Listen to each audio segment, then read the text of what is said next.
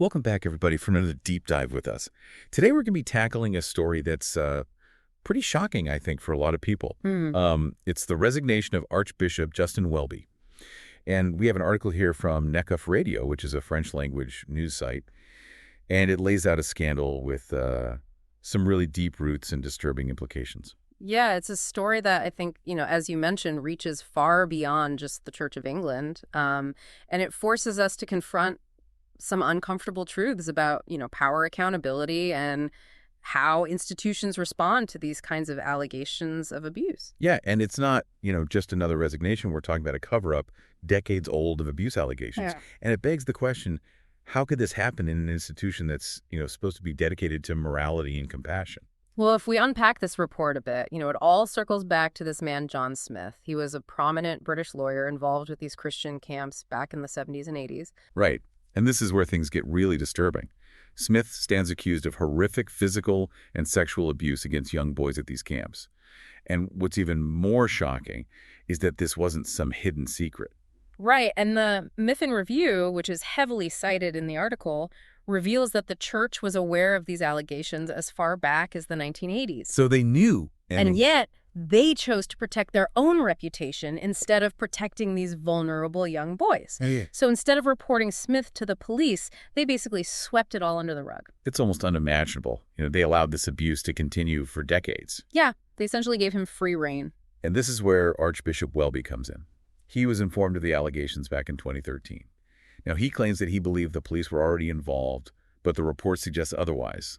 But even if he thought the police were already handling it, shouldn't he have followed up? Shouldn't he have, made absolutely sure that justice was being served? Yeah, that's a crucial point.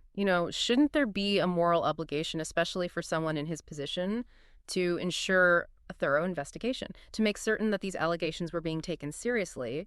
It's a question of leadership and responsibility. And tragically, Smith wasn't brought to justice. He died in 2018.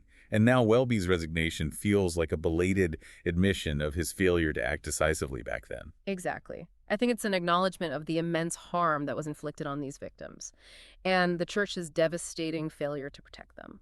And the report highlights various reactions to Welby's resignation. The Archbishop of York called it the right and honorable thing to do. Other clergy members, while expressing gratitude for Welby's service, also acknowledged the gravity of the situation. Even the UK Prime Minister, Keir Starmer, respected Welby's decision, but didn't offer public support before the announcement. It's a complex web of reactions, but they all point to one undeniable truth. This scandal cuts deep. It raises questions that extend far beyond just one man or one institution. Absolutely. What we're really looking at here are the systemic issues that allow abuse to flourish and the ways in which power can be misused to silence victims. Yeah? It's a pervasive problem and it demands our attention. Absolutely. And we'll delve deeper into those systemic issues right after a quick break, so stay with us. This Neckuf Radio article uses this striking phrase, a signal for reform, and it seems to capture this hope for real systemic change within the church. Yeah, it makes you think, why do institutions, especially ones, with this moral authority, often fail so spectacularly when it comes to protecting the vulnerable?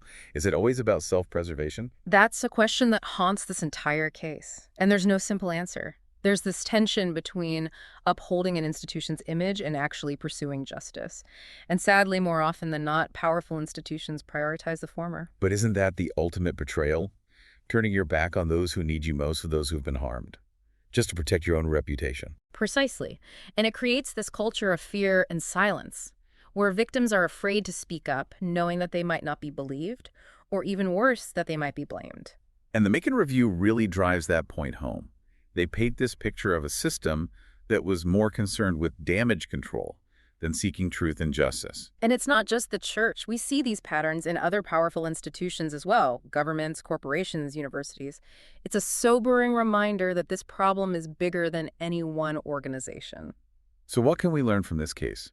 If this blueprint for cover-up exists everywhere, how do we even begin to dismantle it? That's the challenge, isn't it? I think we need to recognize the signs. We need to create environments where victims feel safe coming forward, where their voices are heard, believed, and acted upon. So much of it comes down to transparency.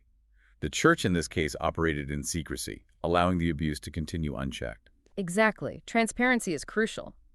But it's not enough to just have policies written down somewhere. You need to actually cultivate a culture where speaking truth to power is not only accepted, but encouraged, where people are held accountable for their actions regardless of their position. It's almost like we need a complete shift in mindset, right? Instead of viewing these incidents as PR problems to be managed, we need to treat them as moral failures. Moral failures that demand deep introspection and concrete action. I couldn't agree more. It's about recognizing that protecting the vulnerable should always be the top priority, even if it means acknowledging uncomfortable truths or potentially damaging your reputation. But changing an entrenched culture like that, especially in an institution as old as the Church of England, feels daunting. Where do you even begin? Well, it starts with acknowledging the harm that's been done, listening to the survivors, validating their experiences, offering genuine apologies. And that's something this Neckhoff radio piece really emphasizes, the need for the church to truly reckon with its past. Not just issue statements or offer financial settlements, but to engage in a real process of truth and reconciliation. And that's where true reform can begin, by centering the voices of those who have been harmed, by understanding the systemic failures that allowed this abuse to flourish, and by committing to concrete actions to prevent it from happening again. It's a long road and there's no quick fix.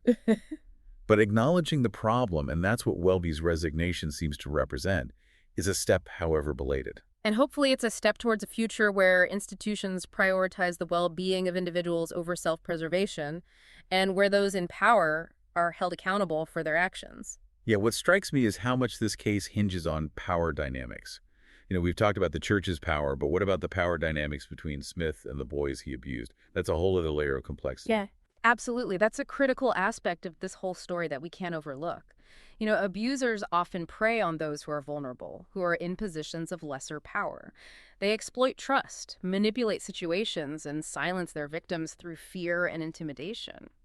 It's heartbreaking to think about those boys attending these camps, looking up to these figures of authority, and then having that trust so horrifically violated. And that's why understanding power dynamics is so crucial. It's about recognizing the subtle ways in which power can be misused, even in seemingly harmless settings.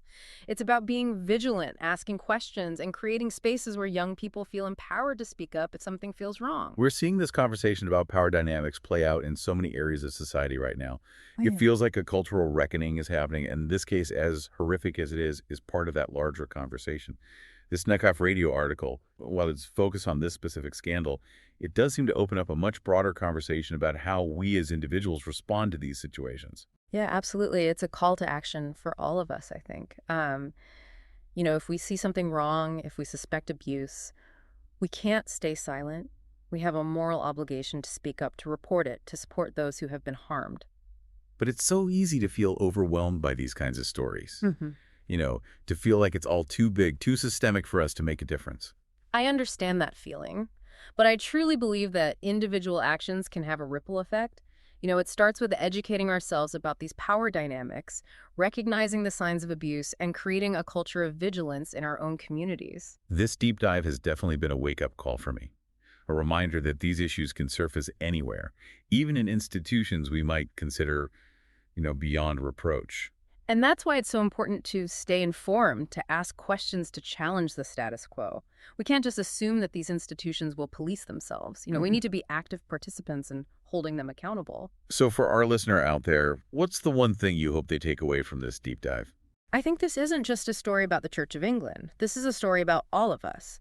It's about recognizing that we all have a role to play in preventing abuse, supporting survivors, and creating a world where power is used responsibly and ethically. This whole conversation has been incredibly insightful, but I have to admit it's also left me feeling pretty unsettled.